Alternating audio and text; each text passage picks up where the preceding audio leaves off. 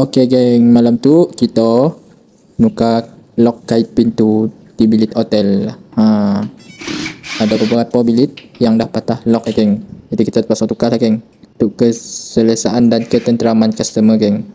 Mesti kita lock kait tu. Ada si aman yang customer lah. Kata tidak berkunci lang lah. Ya atas mau itu, kita mau pastikan kualiti hotel sentiasa terjaga. Macam yo. Sambil kita nuka lock pintu tu geng, sambil juga kita ambil pengalaman kerja tu geng. Lama tu kendo kalak nuka-nuka nak metu. Musik kerja situ. Lalu si pandai lah. Nak nuka nak tu. Duhai tak senang je nuka buka skru je. 3 gig skru buka. Lalu pasang nak baru. Ya jak duhai. Fikir tak susah.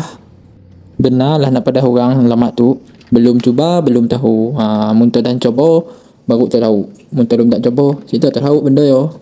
Salah kita coba nak. Crazy. Muntah dan coba baru tahu. Pahit manis nak pola kita yo. Siasan pengalaman ni.